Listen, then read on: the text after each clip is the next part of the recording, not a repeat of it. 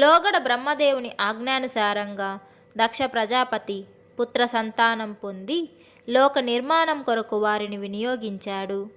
ఓ రోజు నారద మహర్షి వారిని సమీపించి నివృత్తి మార్గం బోధించి లోక నిర్మాణ కృషి నుండి వారిని తప్పించి సన్యసింపజేశాడు. తన కుమారులు నారదుని దుర్బోధన వల్ల తన ఆదేశం ఉల్లంఘించి సన్యాసం స్వీకరించారని పరితపించి వేలకు వేలుగా పుత్ర సంతానం పొంది లోక నిర్మాణం కొరకు వారిని ఉద్యుక్తులు చేశాడు దక్షకుడు. వారిని కూడా నివృత్తి మార్గంలో నడిపించి తమ తండ్రి ఆజ్ఞను ఉల్లంఘింపచేశాడు నారదుడు.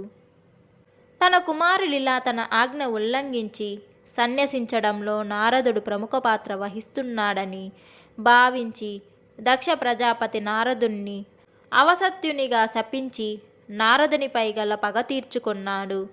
మళ్ళీ యోచించాడు. నారదుని ఉపదేశం వల్ల తన కుమారులు తాను నియోగించిన లోక నిర్మాణ కృషిలో సహకరించకపోవడమే కాక పైపెచ్చు సన్యాసులుగా మారడం వల్ల కలత చెందాడు. తన పుత్ర సంతానం వల్ల లోక నిర్మాణ కృషి ఇక జరగదని, అందులో తన చేత శపింపబడ్డ నారదుడు అంతరాయం కల్పిస్తూనే ఉంటాడని నిర్ణయించుకొని తన దౌహిత్రుల ద్వారానైనా తన సంకల్పం నెరవేర్చుకొని నిశ్చయించాడు. అంచేత చాలామంది కుమార్తెలను కన్నాడతడు.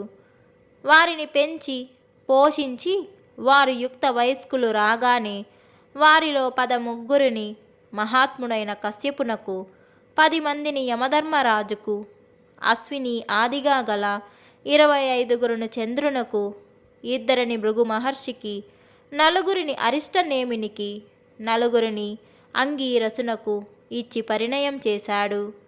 చంద్రుడు తన భార్యలలో రోహిణి మీద మాత్రం ఎనలేని అనురాగంతో ప్రవర్తిస్తూ మిగిలిన వారిని నిరాధింపసాగాడు. వారు తమ భర్త యొక్క అనాదరణకు కినిసి తమ తండ్రి గారి చెంతకెళ్ళి మొరబెట్టుకొని కళ్ళనీరు పెట్టారు. తన కుమార్తెలకు జరిగిన అవమానం భరింపలేక చంద్రుని యొక్క నిరాధనకు గురైన తన కుమార్తెలను చంద్రుని వద్దకు పంపక తన ఇంటనే ఉంచుకొని అల్లునికి జ్ఞానోదయమై తనంతట తానుగా వచ్చి ప్రాధేయపడి తన భార్యలను తాను తోడ్కొని వెళ్ళునంత వరకు తన చెంతనే ఉంచుకొనడం భావ్యంగా భావించాడు దక్ష ప్రజాపతి. అంచేత తన ఇంటనే ఉంచుకొన్నాడు కుమార్తెలను.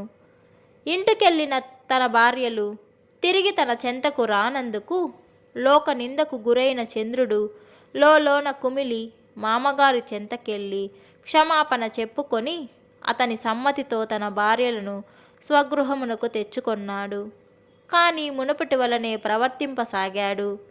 ఈ విషయం గ్రహించిన దక్ష ప్రజాపతి చంద్రుడు తమ కుమార్తెల పట్ల చూపుతున్న నిరాదరణకు, అతని ప్రవర్తనకు కినిసి గురుతల్పదోష దూషితుడైన చంద్రుడు క్షయరోగగ్రస్తుడుగాక అని పరమ దారుణంగా శపించాడు. అల్లుడని కూడా కనికరింపక భయంకరంగా శపించిన దక్ష ప్రజాపతి శాప ప్రభావం వల్ల చంద్రుడు రోగగ్రస్తుడై నిస్తేజుడు కాజొచ్చాడు. చంద్రుడలా తేజోరహితంగా ఉండడం వల్ల క్షీణచంద్రుడని లోకంలో పరిహసింపబడ్డాడు కూడా. ఓవైపు అనారోగ్యము, మరోవైపు లోకుల పరిహాసము కలిసి మరీ కృంగదీశాయి చంద్రుణ్ణి. ఆనాటి నుండి సూర్యుని యొక్క సనికర్షల విభాగాల వల్ల వృద్ధి క్షయాలు ఏర్పడ్డాయి చంద్రునికి.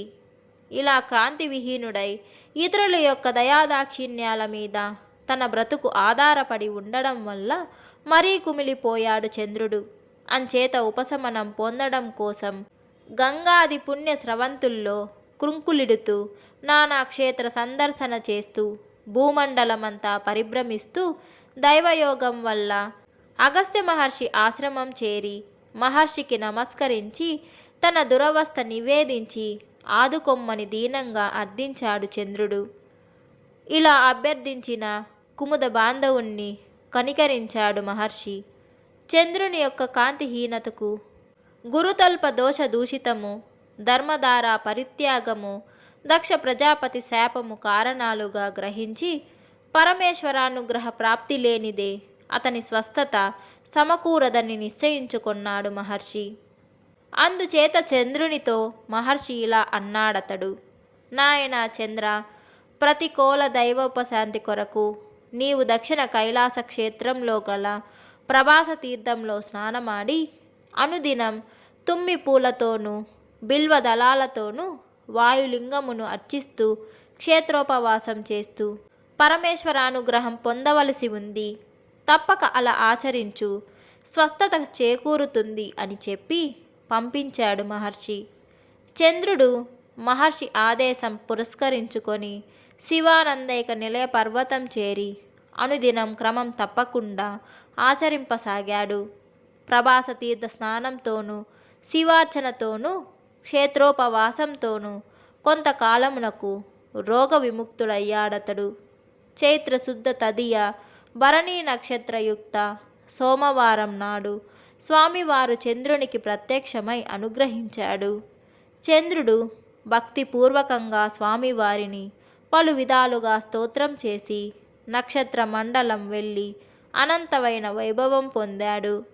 చంద్రుడు స్నానమాడిన ప్రభాస తీర్థం ఆనాటి నుండి చంద్ర పుష్కరిణిగా లోక విస్తృతమైంది. చైత్రశుద్ధ తదియ భరణీ నక్షత్రం నాడు చంద్ర తీర్థ స్నానం చేసి వాయులింగమును తుమ్మి పూలతోనూ బిల్వ దళాలతోనూ అర్చిస్తే విశేష ఫలప్రదంగా రోగరహితులుగా ఉంటారు. అంచేతనే అనామయ క్షేత్రం అన్నారు శ్రీకాళహస్తి క్షేత్రాన్ని. ఈ గాథ ఆధారంగా శతనామాబ్జ మాలికలో 58వ నామం చంద్రక్షయ ప్రహర్తాయ నమః, చంద్రుని యొక్క క్షయ వ్యాధిని నిర్మూలించిన శ్రీకాళహస్తీశ్వరునకు వందనం అను నామధేయం ఏర్పడింది.